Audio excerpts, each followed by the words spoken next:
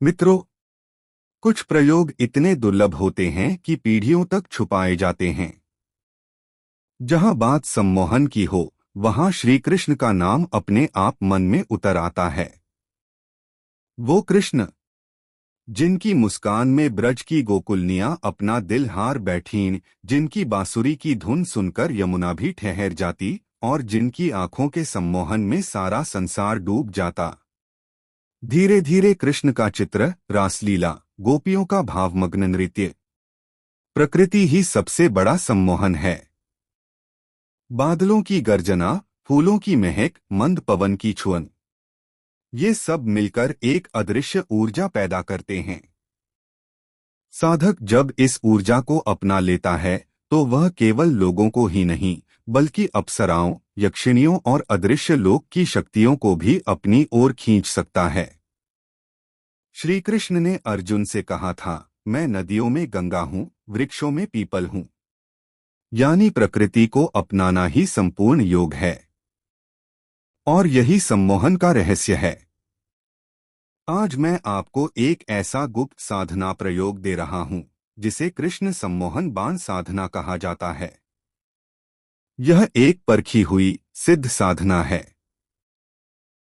जो आपके व्यक्तित्व में ऐसा आकर्षण और सम्मोहन भर देती है कि सामने वाला अनजाने ही आपकी ओर खींचने लगता है।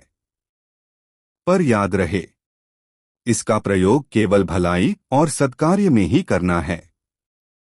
साधना विधि। साधना को अष्टमी, श्री कृष्ण जन्माष्टमी या बसंत पंचमी जैसे शुभ दिन में ही करें। यह एक दिन की साधना है। मंत्रसिद्ध यंत्र और माला साथ में रखें। 51 माला मंत्र का जाप करें। आपके सामने शुद्ध घी का दीपक जलना चाहिए। शुरुआत में गुरु पूजन, गणेश पूजन और श्री कृष्ण पूजन करें। भोग दूध से बनी मिठाई, मिश्री और छोटी इलायची मिलाकर रखें। वस्त्र और आसन पीले रंग के हों। दिशा उत्तर की ओर मुख करके साधना करें। साधना पूर्ण होने पर पलाश की लकड़ी से दशांश हवन घी डालकर करें। अगर हवन संभव न हो तो किसी सिद्ध व्यक्ति से करवाएं। यह है इस साधना का अमोघ मंत्र।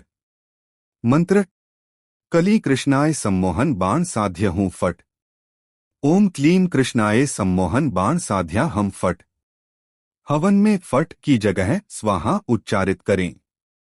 साधना का फल। साधना पूर्ण होने पर यह शक्ति आपके नेत्रों में उतर जाती है। आपकी दृष्टि में ऐसा सम्मोहन भर जाएगा कि लोग आपको देखकर सहज ही आकर्षित हो जाएंगे। यह केवल आकर्षण नहीं, यह प्रकृति के संगीत को समझने की शक्ति है, जो जीवन में प्रेम, सम्मान और सफलता लाती है।